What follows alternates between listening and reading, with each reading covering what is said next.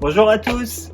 Le goût des vins voyage un petit peu, alors évidemment un peu moins loin que d'habitude. On est à Falampin et on va vous faire une petite présentation de notre partenaire bière préféré, 50 degrés Nord, qui nous accueille pour nous faire la visite avec notre brasseur Fred. Salut Bertrand. Salut Fred. Eh ben, écoute, sois le bienvenu. Eh ben, on est ravis que tu nous accueilles dans tes locaux et on aimerait que tu te présentes et après que tu nous fasses un petit tour de ta belle brasserie. Eh ben, écoute, avec plaisir. Donc, comme tu l'as dit, je m'appelle Frédéric. La brasserie va bientôt avoir 2 ans d'existence. C'est une reconversion professionnelle puisque, comme tu le vois, je n'ai plus 20 ans. Voilà, donc la bière, c'est une passion de longue date, beaucoup de brassage dans le garage et puis après, à un moment donné, voilà, l'envie de... Le Steve Jobs de Falampin. Exactement. Exactement. Voilà. Ce que je te propose aujourd'hui, c'est une visite de la brasserie, t'expliquer un peu comment on fabrique la bière. Ouais. Si tu Les vas voir différentes étapes. les différentes étapes, et puis ensuite on fait un petit zoom sur la gamme qui est produite par la brasserie. Ok, super. On Ça y vous va va? Allez, on est parti. La première étape, c'est le choix des maltes. Ouais, Bertrand, parce que pour faire de la bière, il faut une fermentation alcoolique. Pour une fermentation alcoolique, il nous faut du sucre. Et la source du sucre dans la bière, c'est essentiellement l'orge. Ça peut être de l'avoine, du seigle, du blé, etc. Mais essentiellement, c'est de l'orge qui a été maltée. Voilà. Quand même. Ça Bien, ressemble- bien ça quand ressemble même. à ça. Selon les process de malterie, en fait, on va avoir des orges de couleurs différentes. Là, on est sur un orge maltais relativement basique, qui va nous servir à faire des bières blondes. Si on veut partir sur des bières ambrées, on va prendre du malt comme ça qui a été plus chauffé, qui est légèrement caramélisé. On peut également aller jusqu'à une torréfaction des maltes, ça va nous donner ça. Ah oui, quand même. Oui, c'est... Voilà. Donc ça, typiquement, pour faire une bière noire, on va utiliser ce type de malt. Donc ça joue naturellement sur la couleur, mais ça joue aussi beaucoup sur le goût. Parce qu'à chaque fois qu'on chauffe, on apporte des arômes différents et ça va nous permettre de faire des assemblages intéressants pour concevoir les bières. Super. Après le concassage qui permet pour le brasseur d'établir sa recette, on passe à la phase de brassage. Alors Fred, comment on fait le brassage? Écoute, c'est relativement simple, Bertrand. En fait, on va mettre tout notre malt dans de l'eau qui est à 71-72 degrés, D'accord. avec pour objectif, le malt étant plus froid, d'atteindre une température de 66 degrés. Avec les pales qui sont à l'intérieur, on va malaxer tout ça pendant 1 heure. L'objectif, c'est de bien homogénéiser tout ça, et ça va être d'aller couper en fait notre chaîne d'amidon qui était dans l'orge du départ, dans des petits morceaux de sucre, puisqu'encore une fois, l'objectif de cette étape, c'est d'être capable de produire un mou que nos levures vont être capables après de métaboliser pour faire de l'alcool. D'accord. Ok, donc en fait, c'est les enzymes qui sont dans le malt, ouais, qui se transforment en sucre, qui par la suite se transformera en alcool. Alors pas tout à fait. En fait, les enzymes vont permettre de couper la chaîne d'amidon. D'accord. Et donc de dégager ces petits morceaux de sucre. Ok. Combien de temps tu nous as dit? 1 heure de brassage? Ouais, alors donc là, dans la cuve, on est là pendant 1 heure. Ensuite, on arrête de brasser. Naturellement, toutes les peaux qui sont dans les grains d'orge vont sédimenter. Ça va nous faire un énorme filtre naturel. D'accord. Et on va pouvoir soutirer en fait le mou. Ouais. C'est l'étape qu'on appelle en fait le filtrage, ouais, filtration, qui va nous permettre ensuite d'aller dans la cuve d'ébullition, qui est l'étape d'après. Et qu'est-ce que tu fais de ce qu'on appelle les drèches alors?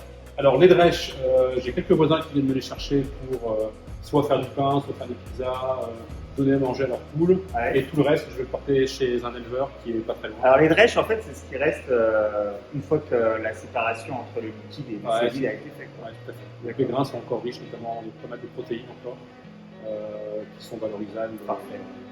Super. Quotidien. Très bien. Alors, une fois qu'on a récupéré notre mou, on le porte à ébullition. Et là, il est temps d'y ajouter le houblon. Et dis donc, Fred, à quoi ça sert le houblon?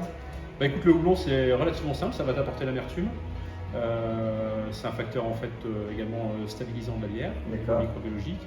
Et donc tu vois, le houblon c'est ça, hein, c'est des cônes en fait qui nous viennent donc de la plante le houblon. On récupère ces cônes, donc ça va apporter et de l'amertume. Et selon les houblons, ça peut également apporter des arômes. D'accord. Donc les houblons amérisants comme cela, on les met plutôt en début d'ébullition pour aller chercher tous les acides alpha. Et en revanche, les houblons qui vont apporter des arômes, on les met en fin d'ébullition pour que tous les arômes partent pas en fumée. Ok, parfait. Une fois qu'on a fait cette étape, le gros du boulot du brasseur est terminé, puisqu'après on va partir vers les fermenteurs. Je t'invite à aller voir. Parfait. Alors, une fois qu'on a récupéré le mou refroidi, on le passe en fermentation, c'est ça? Ouais, tout à fait, Bertrand. Donc on arrive dans ces fermenteurs. une température de 20 degrés. On va mettre donc nos levures. Des levures, alors ce qu'il faut savoir, c'est qu'il y en a de plein de sortes différentes. Ça va vraiment beaucoup jouer sur le profil aromatique. D'accord. On met la levure, on laisse la nature faire son travail. Donc on est à 20 degrés. Combien de temps à peu près? À peu près une semaine à peu près. Une semaine, ok. Ouais. Donc la levure consomme le sucre, produit de l'alcool, produit pas mal d'autres choses. Puis au bout d'un moment, il n'y a plus de sucre à manger, donc c'est la fin de la fermentation. Et là, on va baisser la température de la cuve à peu près 1 degré. Enfin, pas à peu près, à 1 degré, pendant 10 jours à 3-4 semaines pour les bières les plus costauds. Les plus fortes, ok. Voilà. Et puis après, on va pouvoir passer directement à la phase de conditionnement. Donc ici à la brasserie, on va trouver de la bouteille et du fût. Ok, On va voir parfait. ça. Bah ouais. Allez. Hein, la dernière phase, la plus importante, la mise en bouteille. Alors la mise en bouteille, Bertrand, c'est un régal, un vrai plaisir. Des longues journées seules en bouteille. Non, je vais vous faire pleurer. Donc la mise en bouteille, donc deux formats la brasserie, la 33 et la 75. D'accord. Donc tu vois là, ici on a l'étiqueteuse. Ça c'est dans ce sens-là, donc les bouteilles sont prises, rincées, étiquetées. Et puis ensuite on passe dans cette machine qu'on appelle donc une soutireuse, qui va nous permettre donc de travailler sous pression et de remplir les bouteilles. Une fois que c'est fait, le capsulage, la mise en carton et l'expédition. La mise en palette. On fait également la brasserie des fûts. Montre-nous ton fût, par exemple. Je vais te montrer mon fût, Bertrand. Le voilà mon fût. Voilà, on est sur des fûts de 20 litres. C'est de l'inox, c'est réutilisable quasiment à vie. Et comme la bière est distribuée quasiment essentiellement sur des circuits courts, ça permet de ravitailler les bars, les restaurants avec un emballage qui est durable. Parfait, super. Merci pour tout. Tu vas nous présenter ta gamme maintenant. Ah bah écoute, allons-y. Allons-y. C'est par là. Bon, et les résultats, qu'est-ce que ça donne? Eh bien, écoute Bertrand, ça nous donne 5 bières permanentes, des éphémères de manière plus ponctuelle, plus éphémère. Si tu veux, je te dis quelques mots de chacune de ces bières. Je pense que c'est important pour nos auditeurs.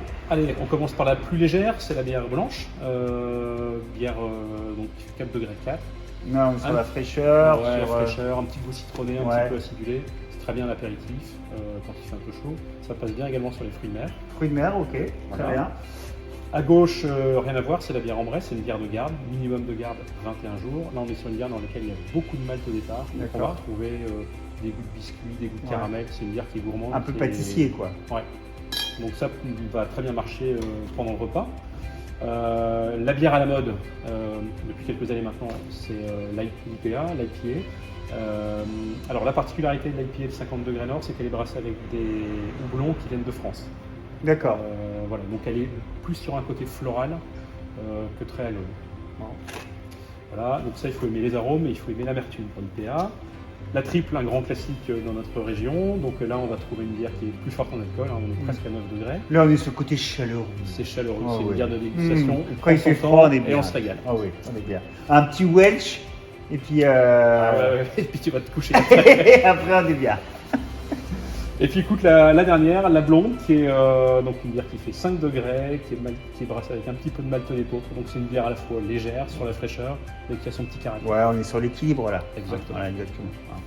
Okay. Voilà, évidemment, toutes ces bières sont disponibles sur legoûtdesvins.fr. En attendant plus, on vous en dira un petit peu plus tard. En tout cas, merci pour ton accueil, Fred. Un vrai plaisir. Bon, et à très bientôt. Salut les amis. Salut. Ciao.